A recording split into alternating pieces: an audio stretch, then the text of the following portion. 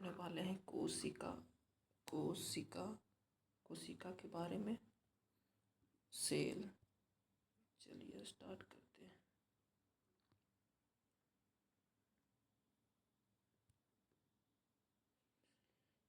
परिचय।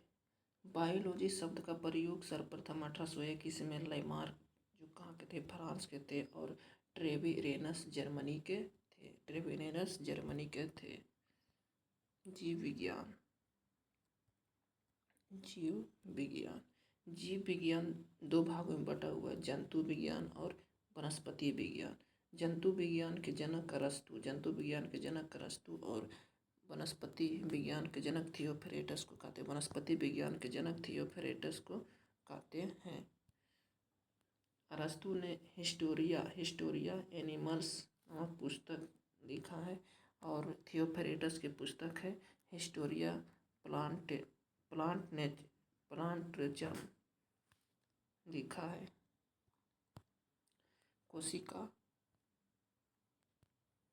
कोशिका सेल जीवों की सबसे छोटी रचनात्मक एवं क्रियात्मक इकाई को कोशिका कहते हैं। कोशिका का आकार माइक्रोमीटर द्वारा मापा जाता है। कोशिका का आकार किसे मापा जाता है? माइक्रोमीटर द्वारा मापा जाता है, क्योंकि इसके आकार सूक्ष्म होता है।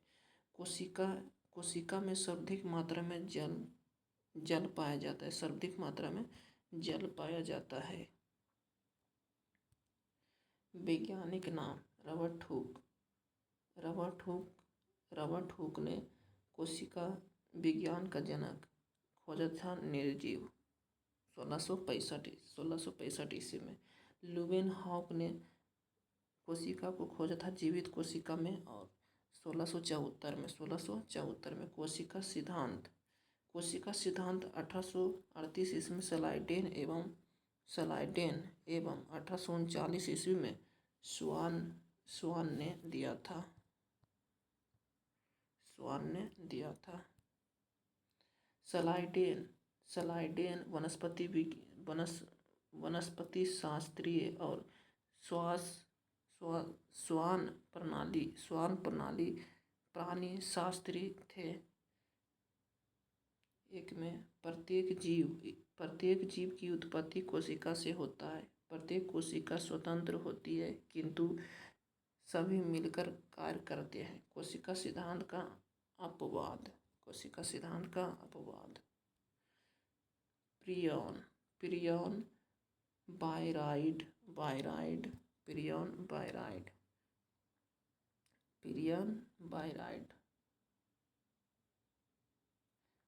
तीसरा हो गया प्रियन बायराइड। तीसरा हो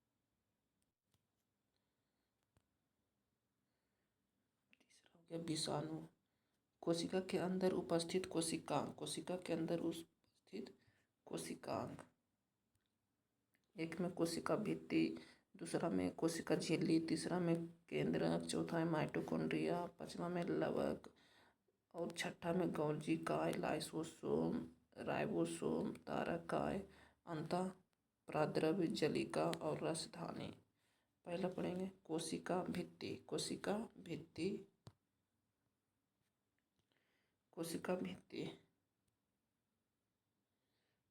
यह पादप एवं कवक बैक्टीरिया कोशिका में पाया जाता है। बैक्टीरिया कोशिका में पाया जाता है। बैक्टीरिया कोशिका में पाया जाता है। जिसे कवक की कोशिका भित्ति काइटिन की बनी होती है, और बैक्टीरिया की कोशिका भित्ति पेप्टिडोग्लाइकिन या म्यूरिन की बनी होती है, और पादप की कोशिका झिल्ली सेल्यूलोज की बनी होती है।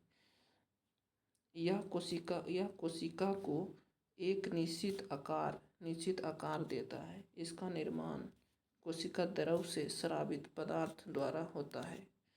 यह जंतु कोशिका एवं माइटोकॉन्ड्रिया में नहीं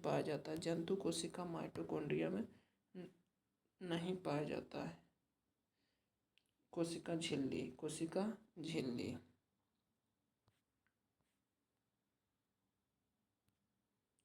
यह पादप कोशिका एवं जंतु कोशिका एवं सूक्ष्म जीव तीनों में पाया जाता है। कोशिका झिल्ली के अंदर तथा केंद्रक झिल्ली के बाहर लसलसा जेली जैसे द्रव होता है, जिसे कोशिका द्रव कहते हैं। यह जंतु कोशिका को निश्चित आकार देता है। जंतु कोशिका का सबसे बाह्य आवरण कोशिका झिल्ली होता है, जबकि पादप कोशिका में कोशिका भित्ति के अंदर पाया जाता है। यह मुख्य रूप से फास्फोलिपिड एवं प्रोटीन की बनी होती है। यह कोशिका के अंदर बाहर जाने वाले पदार्थों को नियंत्रित करता है। कोशिका झिल्ली के आर पार गैसीय विनिमय विसरण के द्वारा होता है। यह पारदर्शक एवं अर्धपारगमय झिल्ली होता है। कोशिका झिल्ली को चयनात्मक परागमय झिल्ली भी कहते हैं। कोशिका झिल्ली सहित अन्य पदार्थ का संकुचन जीव द्रव संकुचन कहलाता है। जीव द्रव संकुचन कहलाता है।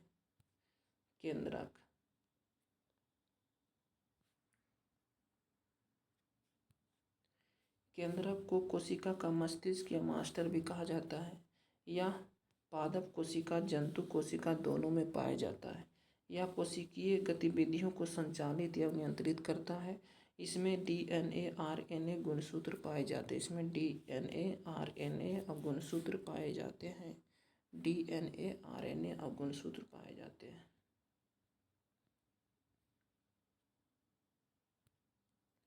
यह कोशिका के आनुवांशिक पदार्थों का भंडार गृह होता है, जो प्रजनन में महत्वपूर्ण भूमिका निभाता है। जीवाणु में स्पष्ट कोशिका भित्ति होती है, लेकिन स्पष्ट केंद्रक नहीं होता। केंद्रक के मुख्य 4 भाग होते हैं: केंद्रक झिल्ली, केंद्रक द्रव, केंद्रिका और क्रोमैटिन धागे।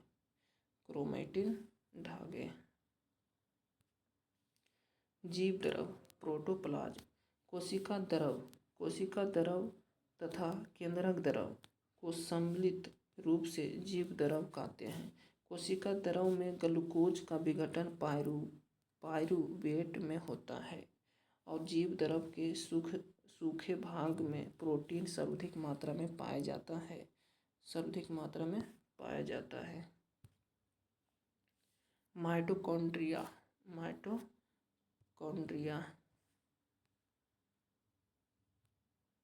यह पादप कोशिका जंतु कोशिका दोनों में पाया जाता है। माइटोकॉन्ड्रिया यह दोहरी झिल्ली से बनी होती है। इसमें खुद का डीएनए और राइबोसोम पाया जाता है। इसमें खुद का डीएनए और राइबोसोम पाया जाता है। तो माइटोकॉन्ड्रिया में इसके अंदर और अंगुलीनुमा उभरा होता है, जिसे हम क्रिस्टी कहते हैं। माइटोकॉन्ड्रिया के बाह्य झिल्ली आयनों, पोषण अणुओं एवं ऊर्जा अणुओं के लिए परागमय होता है, जबकि आंतरिक झिल्ली केवल ऑक्सीजन एटीपी के लिए परागमय होता है। डीएनए को एटीपी अणुओं में भंडारित और स्थानांतरित करने की प्रक्रिया को फास्फोरस की भूमिका होती है। कोशिकीय श्वसन संबंधित अनेक जैव रासायनिक क्रियाएं माइटोकॉन्ड्रिया में संपन्न होती है। माइटोकॉन्ड्रिया का मुख्य कार्य ऊर्जा उत्पन्न करना, इसीलिए इसे कोशिका का ऊर्जा गृह भी कहा जाता है। अगर माइटोकॉन्ड्रिया काम करना बंद कर दे तो कोशिका में भोजन ऑक्सीकरण नहीं हो पाएगा। कोशिका में भोजन का ऑक्सीकरण नहीं हो पाएगा। लवक प्लास्टिड। अब लवक प्लास्टिड के बारे में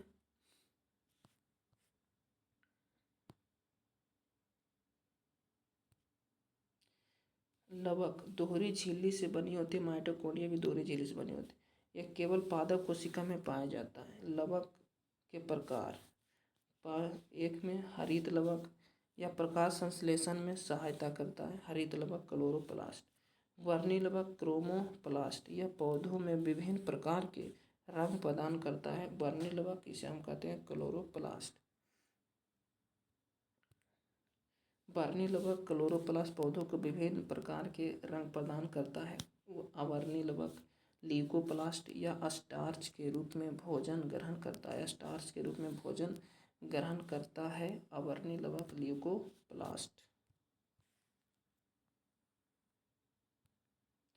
क्लोरोप्लास्ट को कोशिका का रसोई घर भी कहा जाता है। पौधों में लाल, बैगनी, नीले रंग के फ्लेवोनॉयड वर्णक एंथोसायनिन की उपस्थिति के कारण होता है। एंथोसायनिन की उपस्थिति के कारण होता है। गोल्जी काय के बारे में, गोल्जी काय क्या है? इसे गोल्जी उपकरण तथा पदार्थ का डिक्टियोसोम कहते हैं। इसे गोल्जी उपकरण तथा पादप कोशिका में गोल्जी काय को डिक्टियोसोम कहा जाता है। यह पादप कोशिका, जंतु कोशिका दोनों में पाया जाता है। पादप कोशिका, जंतु कोशिका दोनों में पाया जाता है। यह कोशिका का मुख्य श्रवण अंगक है। गोल्जी काय के अध्ययन के लिए सिल्वर नाइट्रेट का उपयोग किया जाता है। गोल्जी काय के अध्ययन के लिए सिल्वर नाइट्रेट का उपयोग किया जाता है। सिल्वर नाइट्रेट का उपयोग किया जाता है। अब गोल्जी काय की मुख्य कार्य क्या है? तो कोशिका में बने पदार्थों का संचयन करना, रूपांतरण करना, पैकेजिंग करना होता है। लाइसोसोम और पैरोक्सीसोम का निर्माण करना। लाइसोसोम और पैरोक्सीसोम का निर्माण करना। कोशिका भित्ति सेल प्लेट का निर्माण करना। कोशिका भित्ति एवं सेल प्लेट का निर्माण करना।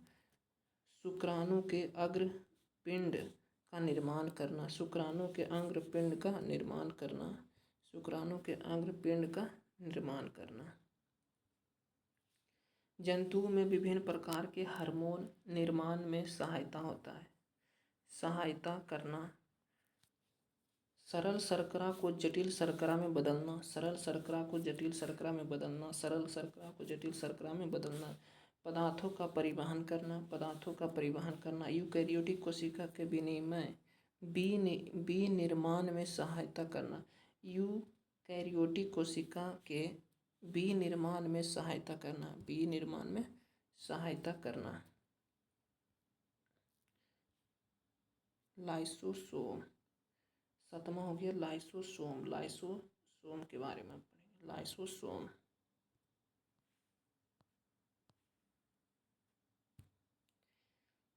यह केवल जंतु कोशिका में पाया जाता है। लाइसोसोम इसका निर्माण गोल्जी काय अंतःद्रव जलिका द्वारा होता है।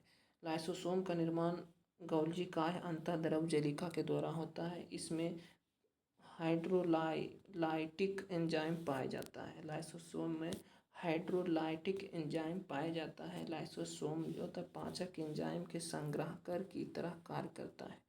लाइसोसोम पाचक एंजाइम के संग्राहकार की तरह कार्य करता है। लाइसोसोम में उपस्थित एंजाइम का निर्माण ER में होता है।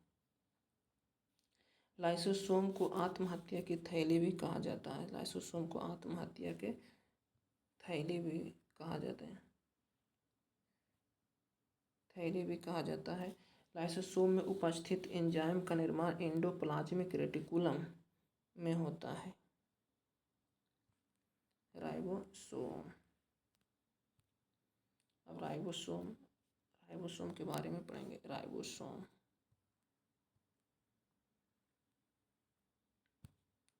राइबोसोम का निर्माण केंद्रक के केंद्रिका में होता है। राइबोसोम का निर्माण कहाँ होता है? केंद्रक के केंद्रिका में होता है। यह पादप कोशिका एवं जंतु कोशिका दोनों में पाया जाता है। यह पादप कोशिका, जंतु कोशिका दोनों में पाया जाता है। यह जटिल संरचना वाले सूक्ष्म कण जो प्रोकैरियोटिक एवं यूकैरियोटिक दोनों प्रकार के कोशिकाओं में पाया जाता है। राइबोसोम RNA प्रोटीन का बना होता है। राइबोसोम RNA प्रोटीन प्रोटीन का बना होता है। इस पर किसी प्रकार का कोई झिल्ली नहीं पाया जाता है। इस पर किसी प्रकार का कोई झिल्ली नहीं पाया जाता है। राइबोसोम दो प्रकार के होते हैं। राइबोसोम दो प्रकार के होते हैं, 70S ribosome, 80S ribosome. Yes अवसादन गुणांक को प्रदर्शित करता है। यस अवसादन गुणांक को प्रदर्शित करता है 70S, 80S, 70S और 80S। 70S और 80S राइबोसोम दो उप इकाइयों से बना होता है। 70S राइबोसोम 50-30 से मिलकर बना होता है। 80S राइबोसोम 60 और 40 से मिलकर बना होता है। दोनों राइबोसोम का मुख्य कार्य एमिनो अम्ल से प्रोटीन का संश्लेषण करना। दोनों राइबोसोम का मुख्य कार्य क्या है? तो एमिनो अम्ल से प्रोटीन का संश्लेषण करना। इसीलिए इसे प्रोटीन का फैक्ट्री भी कहा जाता है। इसीलिए इसे प्रोटीन का फैक्ट्री भी कहा जाता है। इसलिए इसे प्रोटीन की फैक्ट्री भी कहा जाता है। तारक काय, तारक काय के बारे में पढ़ेंगे। तारक काय यह सिर्फ जंतु कोशिका में पाया जाता है जो केवल विभाजन में सहायक होता है।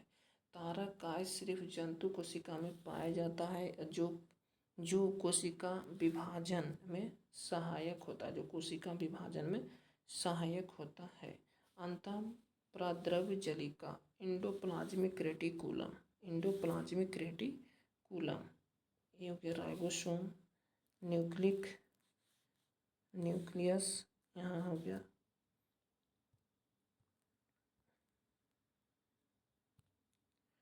यह पादप कोशिका जंतु कोशिका दोनों में पाया जाता है। यह पादप कोशिका जंतु कोशिका दोनों में पाया जाता है। यह केंद्रक झिल्ली कोशिका झिल्ली के निर्माण में सहायक होता है। यह केंद्रक झिल्ली कोशिका झिल्ली के निर्माण में सहायक होता है। केंद्रक झिल्ली कोशिका झिल्ली के निर्माण में सहायक होता है।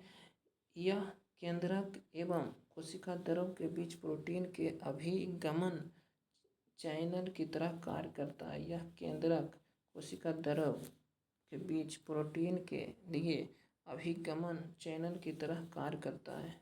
यह कोशिका द्रव के विभिन्न क्षेत्रों के बीच पदार्थों को पहुंचाता है। यह कोशिका द्रव के विभिन्न क्षेत्रों के बीच पदार्थों का पहुंचाता है तथा परिवहन चैनल के रूप में कार्य करता है।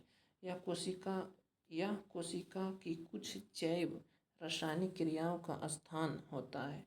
अंतःद्रव्यजलिका दो प्रकार के होते हैं। अंतःद्रव्यजलिका दो प्रकार के होते हैं। एक में रफ इंडोप्लाज्मिक रेटिकुलम खुरदरी अंतःद्रव्यजलिका, यह वैसा राइबोसोम जिसके ऊपर राइबोसोम पाया जाता है, खुरदरी अंतःद्रव्यजलिका कहलाता है। वैसा राइबोसोम जिसके ऊपर राइबोसोम पाया जाता है उसे खुरदरी अंतःद्रव्यजलिका कहते हैं।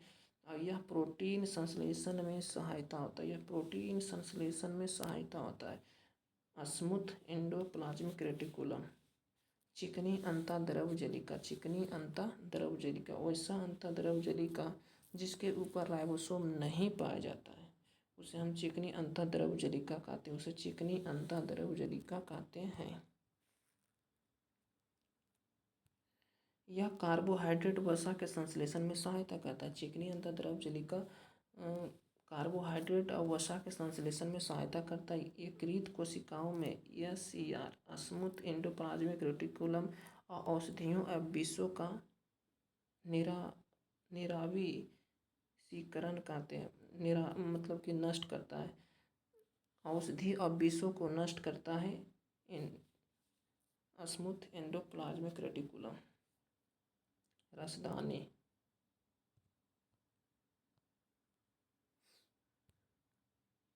यह एकल झिल्ली से बनी संरचना है जिसे हम टोनोप्लास्ट कहते हैं। यह पादप कोशिका में बड़े आकार का तथा जंतु कोशिका में छोटे आकार के होते हैं। जंतु कोशिका में छोटे आकार के होते हैं।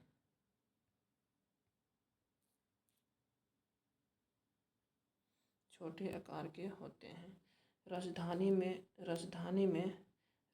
में अपशिष्ट पदार्थों का संचय होता है। यह कोशिका का कचरा पात्र भी कहा जाता है। राजधानी को कोशिका का कचरा पात्र भी कहा जाता है। पौधों के लिए आवश्यक पदार्थ है एमिनो अम्ल, शर्करा और कार्बोहाइड्रेट, प्रोटीन, अम्ल, प्रोटीन राजधानी में स्थित होता है। कोशिका दो प्रकार की होती है, प्रोकैरियोटिक कोशिका और यूकैरियोटिक कोशिका। प्रोकैरियोटिक कोशिका और यूकैरियोटिक कोशिका। प्रोकैरियोटिक कोशिका और यूकैरियोटिक कोशिका। प्रोकैरियोटिक और यूकैरियोटिक।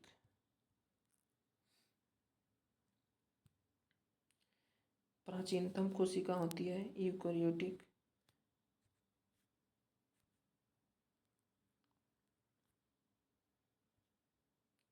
प्रोकैरियोटिक प्राचीनतम कोशिका होती है, प्राचीनतम कोशिका, और यूकैरियोटिक नवीनतम कोशिका। केंद्र का अनुपस्थित रहता है प्रोकैरियोटिक में, और यूकैरियोटिक में केंद्रिका उपस्थित रहता है। केंद्रक अवास्तविक होता है और केंद्रक वास्तविक होता है यूकैरियोटिक में। राइबोसोम 70S प्रोकैरियोटिक और यूकैरियोटिक में 80S। यूकैरियोटिक में 80S, यूकैरियोटिक में 80S।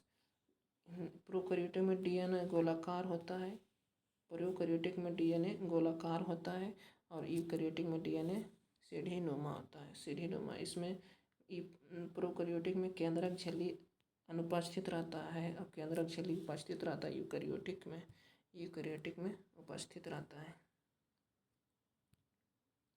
झिल्ली बंद कोशिका अनुपस्थित होती है, अनुपस्थित होता है। सभी झिल्लियाँ कोशिका में उपस्थित होता है।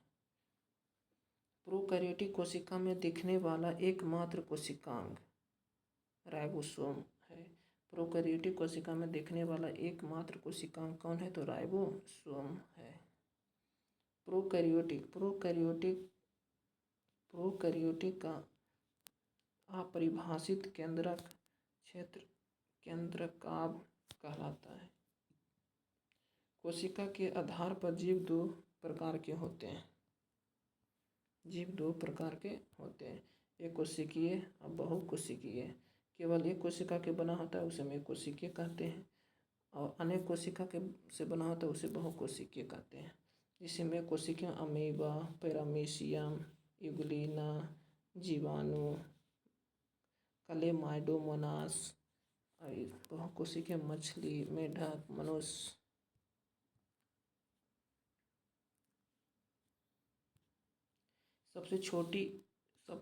संसार की सबसे छोटी कोशिका माइकोप्लाज्मा।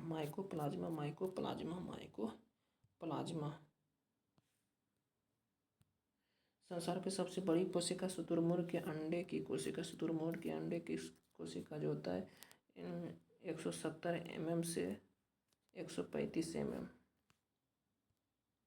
170 mm से 135 mm। मानव शरीर की सबसे छोटी कोशिका क्या कहते हैं? मस्तिष्क सेरिबेलम का ग्रेथुल कनिका कोशिका। सबसे छोटी कोशिका मस्तिष्क सेरिबेलम का ग्रेथुल कनिका कोशिका।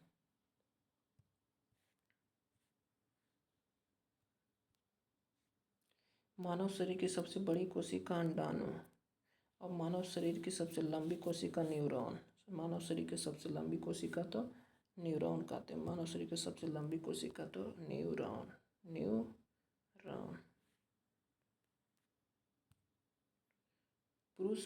पुरुष के शरीर की सबसे छोटी कोशिका कहेगा तो शुक्राणु।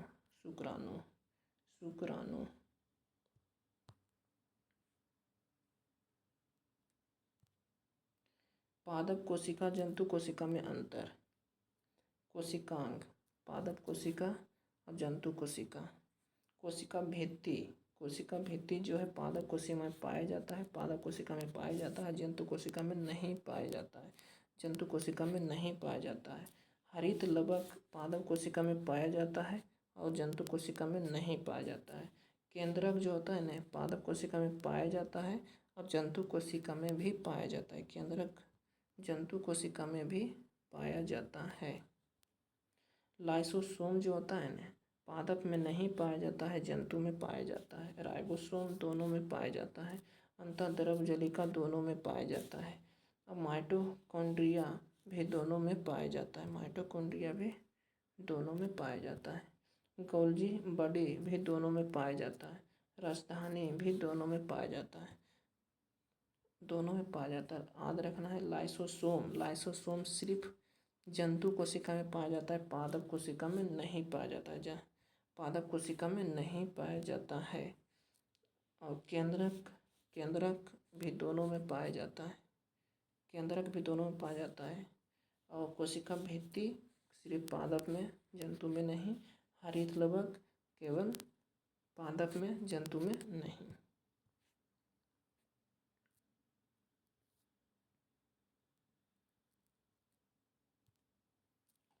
कोशिकांग उसके खोजकर्ता। केंद्रक की खोज किसने किया था?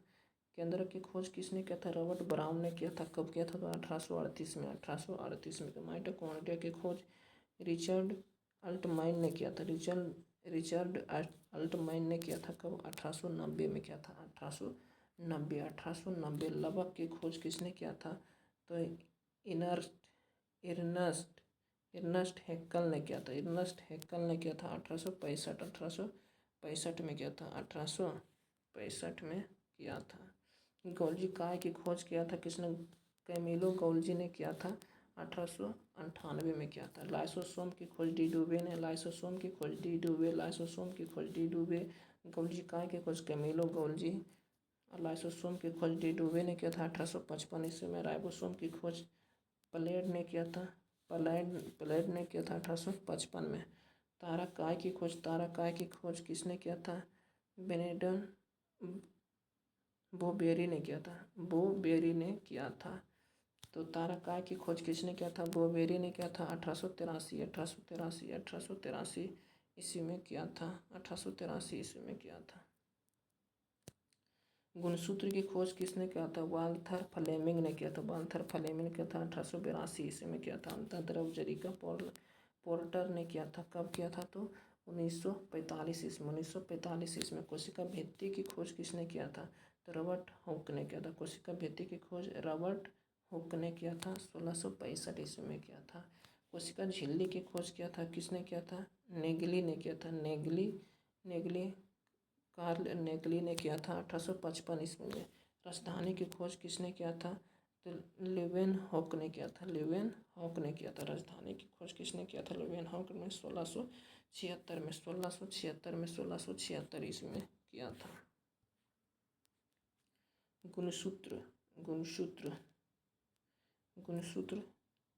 गुणसूत्रों के अध्ययन को क्या कहते हैं? गुणसूत्रों के अध्ययन को क्या कहते हैं? गुणसूत्रों के अध्ययन को साइटोजेनेटिक्स कहते हैं। गुणसूत्र यूकेरियोटिक कोशिका के नाभिक में पाई जाने वाली डीएनए और प्रोटीन की बनी होती है और धागेनुमा संरचना जो आनुवांशिक सूचनाओं को वहन करता है। गुणसूत्र केवल विभाजनशील कोशिकाओं में दिखाई देता है। सेंट्रोमियर गुणसूत्र का वह संकीर्ण भाग होता है जहाँ दोनों क्रोमेटिड आपस में जुड़ा होता है।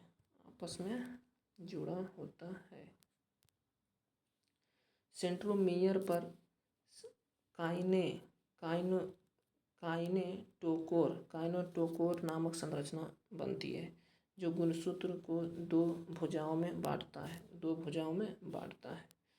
स्प्लेंडर फाइबर कोशिका विभाजन के समय सेंट्रोमियर से जुड़े होते हैं जो गुणसूत्रों को ध्रुवों की ओर खींचने में सहायता करता है। सेंट्रोमियर के आधार पर गुणसूत्र के प्रकार: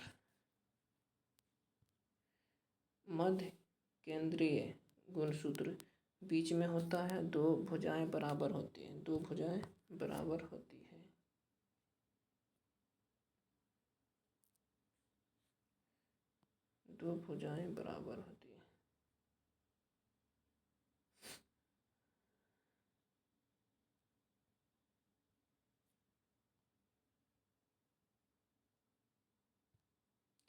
उप मध्य केंद्रीय बीच में थोड़ा हटकर एक भुजा छोटी एक बड़ी होती है, एक भुजा छोटी और एक बड़ी होती है।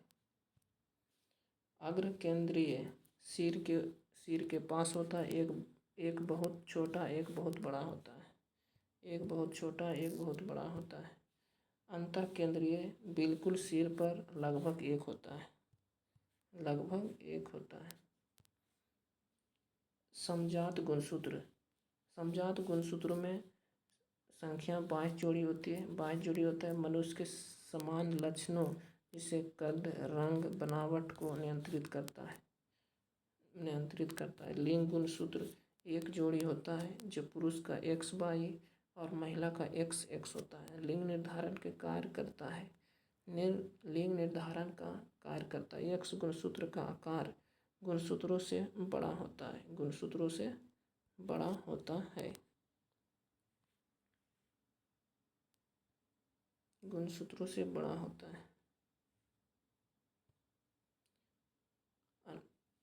अनुनित एक होता है द्विगुणित।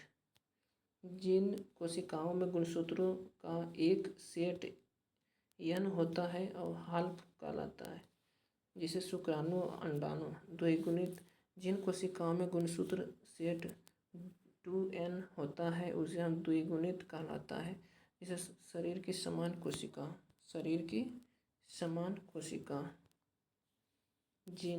जिन कोशिका की क्रियात्मक भाग है जो आनुवंशिक लक्षणों को नियंत्रित करता है, जिनके माता पिता से संतान तक पहुंचता है। जिन आनुवंशिकता की इकाई को जीन कहते हैं। पहली बार कृत्रिम जीन का संश्लेषण डॉक्टर हरगोविंद खुराना ने किया था। एक ही जीन के अलग अलग रूपों को एलील कहते हैं। एक ही जीन के अलग अलग रूपों को एलील कहते हैं।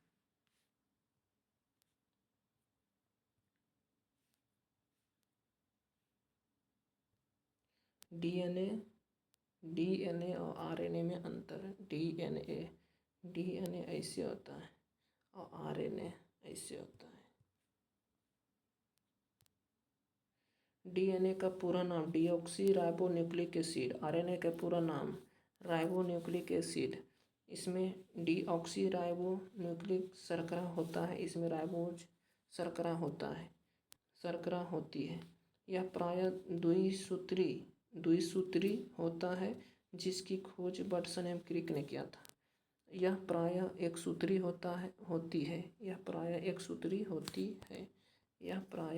सूत्री होती है। फॉस्फेट समूह उपस्थित होता है। इसमें फॉस्फेट समूह उपस्थित होता है। इसमें भी उपस्थित। इसमें नाइट्रोजन क्षार होता है, जिसे एडेनिन, गुआनिन, थाइमिन, साइटोसिन होता है। इसमें नाइट्रोजन क्षार जिसे एडेनिन, गुआनिन, साइटोसिन और यूरेसिल होता है। इसमें A और T के बीच में डबल बंधन होता है और C और G के बीच में ट्रिपल बंधन होता है। जिसे A और T के बीच में डबल बंध और C G के बीच में ट्रिपल बंध होता है।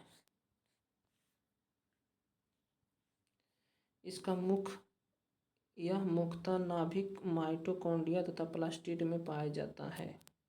यह नाभिक कोशिका द्रव में पाया जाता है। डीएनए का कार्य आनुवंशिक सूचना का संग्रह करना। आरएनए का कार्य क्या है? डीएनए की सूचना के अनुसार प्रोटीन का निर्माण करना। आनुवंशिक सूचनाओं का बहाव डीएनए से आरएनए इससे प्रोटीन की तरह होता है। आनुवंशिक सूचनाओं का बहाव डीएनए से आरएनए इससे प्रोटीन की तरह कार्य करता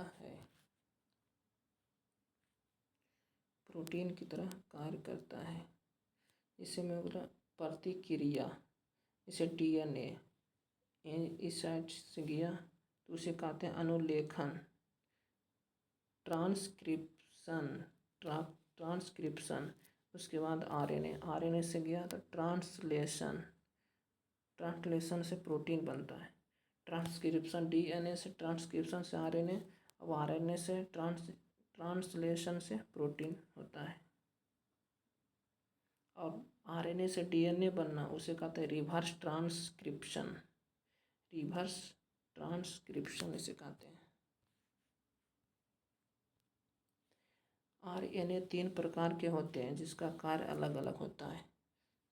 जैसे आरएनए के प्रकार, एमआरएनए जिसे मैसेंजर आरएनए भी कहते हैं, यह एमिनो अम्ल के निश्चित क्रम बनाता है।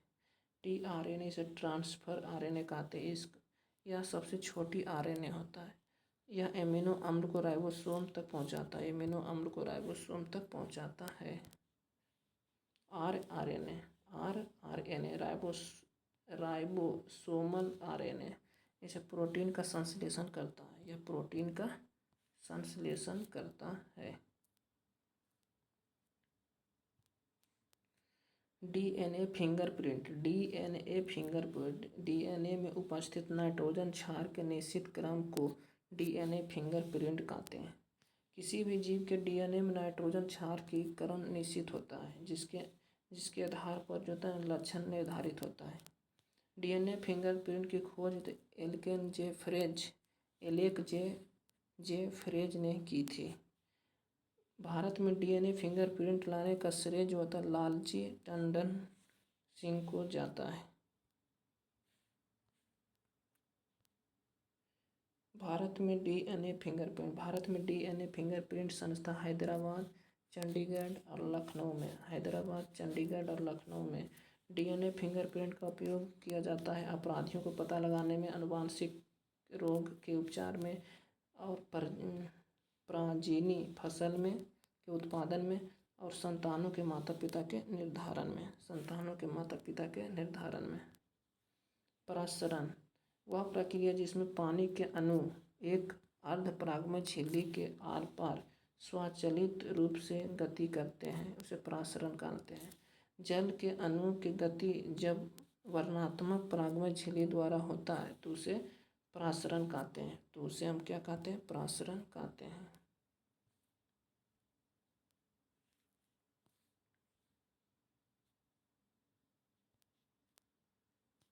अल्प परासरण, कोशिका फूल जाएगा उसे हम कहते हैं अल्प परासरण। संप्रासरण, कोई परिवर्तन नहीं होगा उसे हम संप्रासन, कोई परिवर्तन नहीं होगा संप्रासन। अति परासरण में होता है कोशिका चिपक जाएगा तो अति परासरण।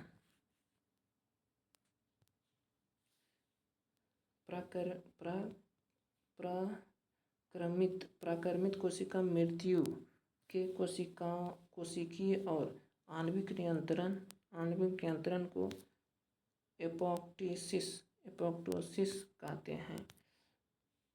इलेक्ट्रॉनिक सूक्ष्मदर्शी की खोज नॉल एवं रस्का ने किया था। पादप कोशिका में मौजूद जल की मात्रा संचालन को सुगम बनाने के लिए कोशिका की संरचना में परिवर्तन कर देता है। स्टार्च पौधों में मौजूद होता है लेकिन जानवरों में मौजूद नहीं होता है। अमीबा एक कोशिका है जिसका आकार बदलता रहता है। एक कोशिकीय अवयवीय जीव जो अधिकांश पादप कोशिका परासरण द्वारा जल ग्रहण करता है।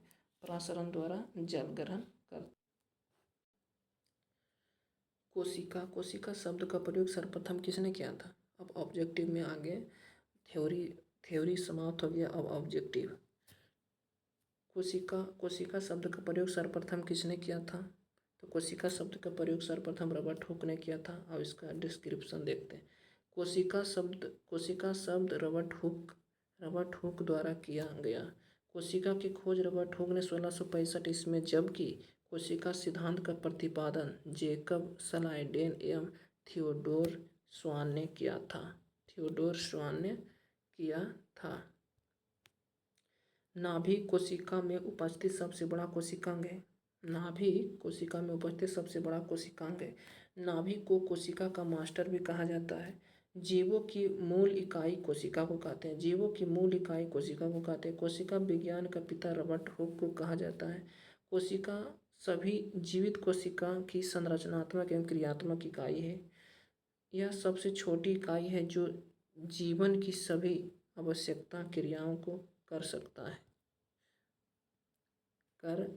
है। सभी जीव कोशिकाओं से बने होते हैं और कोशिकाएं पहले से मौजूद कोशिका से ही बनते हैं। सभी जीव कोशिकाओं के बने होते हैं और कोशिकाएं पहले से मौजूद कोशिकाओं से ही बनता है। कोशिकाओं से ही बनता है। चलिए अब दूसरा क्वेश्चन। कोशिकाओं के विभिन्न घटकों के लिए उपयुक्त शब्द है। क्या है? तो कोशिकांग, कोशिका अंगक। डिस्क्रिप्शन। सभी जीवित प्राणी एक या अधिक कोशिकाओं से बने होते हैं। पौधों की कोशिका में कोशिका भित्ति पाई जाती है। पौधों की कोशिका में कोशिका भित्ति पाई जाती है, लेकिन पशु कोशिका में नहीं पाया जाता है। प्लास्टिड केवल पौधों की कोशिका में ही पाया जाता है। प्लास्टिड सिर्फ पौधों की कोशिका में पाया जाता है। कोशिका विभाजन 3 प्रकार के होते हैं: आसूत्री, समसूत्री और अर्धसूत्री विभाजन। कोशिका का आकार, आकृति उसके कार्य पर निर्भर करता है। कोशिका का जो आकार उसकी आकृति कार्य पर निर्भर करता है, उसके कार्य पर निर्भर करता है। तीसरा क्वेश्चन। अधिकांश कोशिकाओं में लेंस की सहायता के बिना नहीं देख सकते। लेंस की सहायता से नहीं देख सकते हैं, उसे देख सकते हैं कोशिका सूक्ष्मदर्शी, क्योंकि कोशिकाएं सूक्ष्मदर्शी होते हैं। डिस्क्रिप्शन। अधिकांश कोशिकाएं सूक्ष्मदर्शी होते हैं। कुछ कोशिका नग्न आँख से दिखाई देते हैं, जैसे शुतुरमुर्ग के अंडे।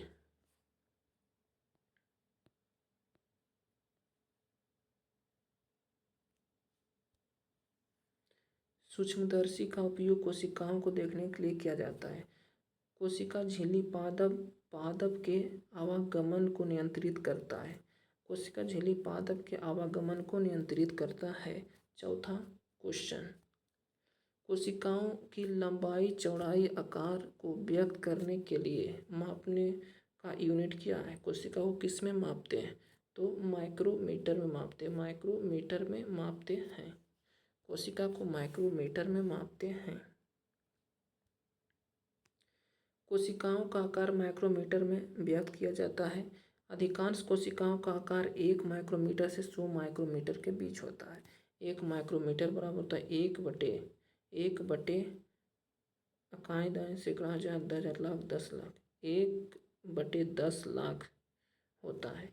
1 नैनोमीटर में nm माइक्रोमीटर से छोटी होती है।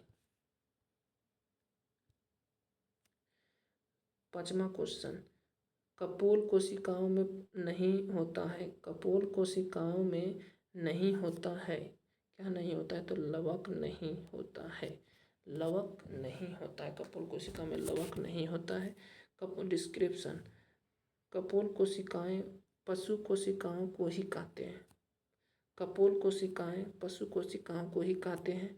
पशु कोशिकाओं में कोशिका भित्ति नहीं होता है। कपोल कोशिकाओं में स्पष्ट केंद्रक दिखाई देता है। कोशिका झिल्ली चयनात्मक परागमय होता है।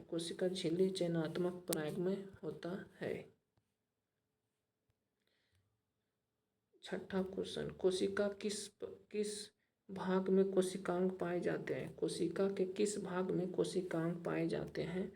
तो हो गया कोशिका द्रव में। कोशिका के किस भाग में कोशिकांग पाया जाता है? कोशिका द्रव में।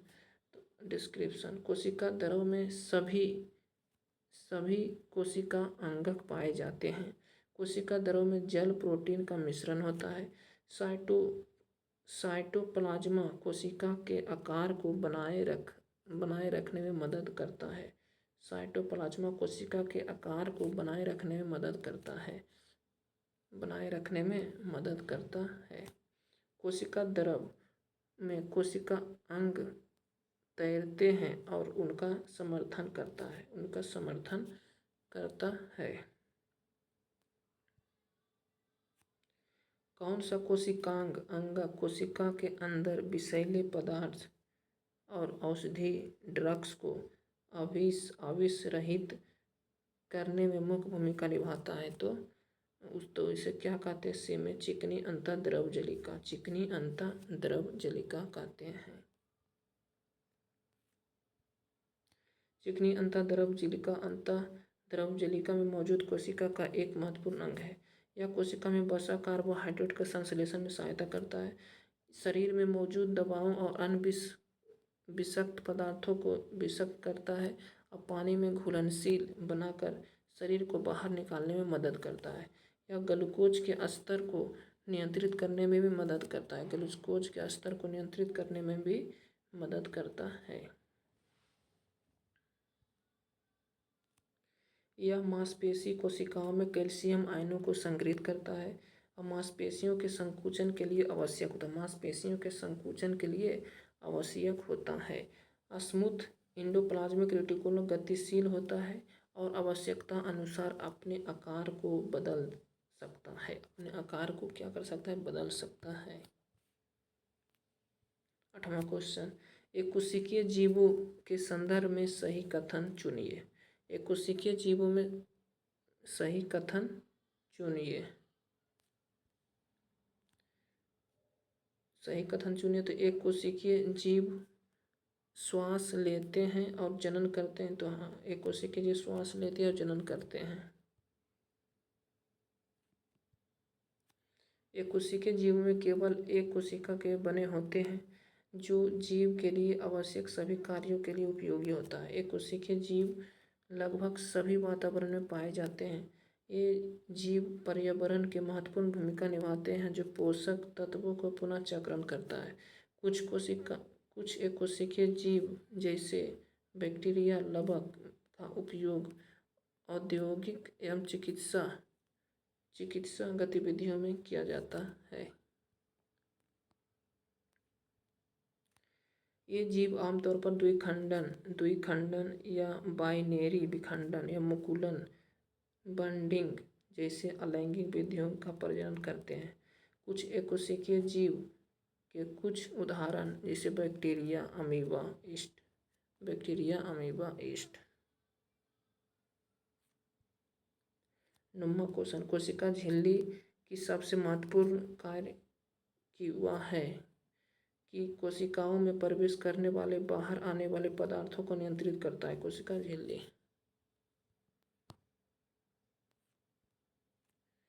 कोशिका झिल्ली का अन्य नाम प्लाज्मा झिल्ली,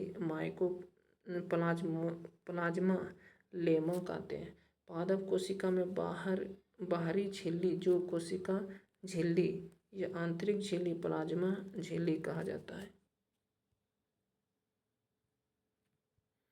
इसे बाहरी झिल्ली को कहते हैं कोशिका झिल्ली और आंतरिक झिल्ली को कहते हैं प्लाज्मा झिल्ली। जंतु कोशिका में केवल एक ही आवरण होता है जिसमें कोशिका झिल्ली कहा जाता है,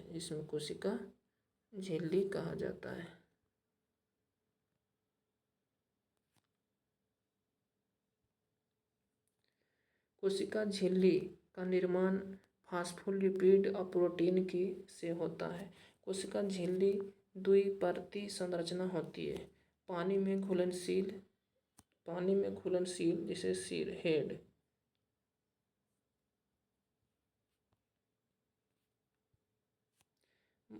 प्लाज्मा लेमा की मोटाई औसतन 75 एंगस्ट्रॉम से 7.5 नैनोमीटर से 0.0075 माइक्रोमीटर होता है। इसका कार्य कोशिका से बाहर आने वाले कोशिकाओं के अंदर जाने वाले अणुओं को नियंत्रित करता है।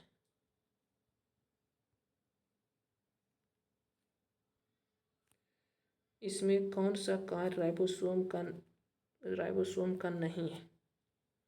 इसमें कौन सा कार्य राइबोसोम का नहीं है? तो 3 और 4। इसमें हार्मोन का निर्माण सहायता करता है या मंड या अणुओं के निर्माण के लिए सहायता करता है। यह मंड स्टार्च अणुओं के निर्माण में सहायता करता है।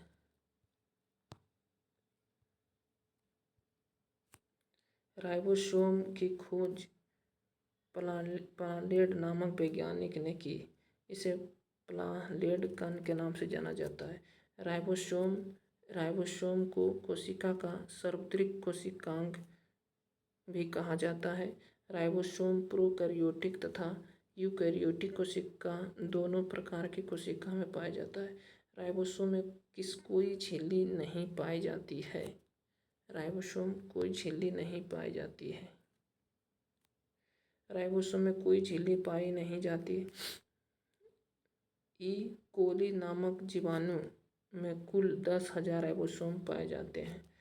इसका आकार 170 से 230 एंगस्ट्रॉम होता है। यह दो प्रकार के होते हैं, 70S 80S। इसका मुख्य कार्य प्रोटीन संश्लेषण को बनाना। राइबोसोम प्रोटीन के निर्माण में मुख्य स्थल होता है। खुरदरी अंततः जेलिका माइक्रोस्कोप के नीचे खुरदरी दिखते हैं क्योंकि इसके सतह पर राइबोसोम पाया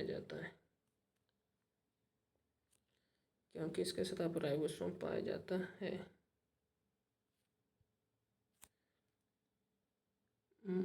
मैनेजर टू ट्रैफिक सिग्नल किसे कहते हैं?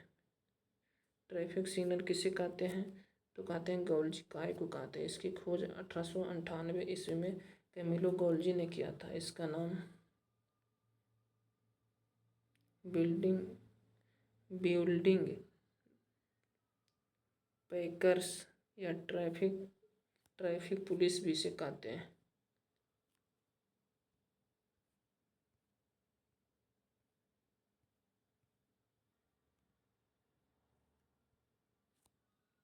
एक कोशिका यूकैरियोटिक कोशिका में पाई जाती है। पादप कोशिका, इसमें गोल्जी बॉडी का नाम होता है। ये केंद्रक के आसपास उपस्थित रहता है। एक केंद्रक के आसपास गोल्जी का एक कोशिकांग है जो कोशिका में बिखरे पड़े होते हैं। प्रोटीन तथा लिपिड अणुओं से बांध कर रखता है।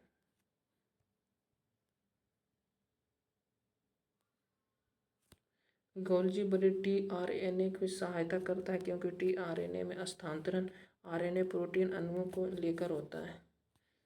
केंद्रक के अलावा वह अंगक जिसमें डीएनए होता है उसे कहते हैं माइटोकॉन्ड्रिया।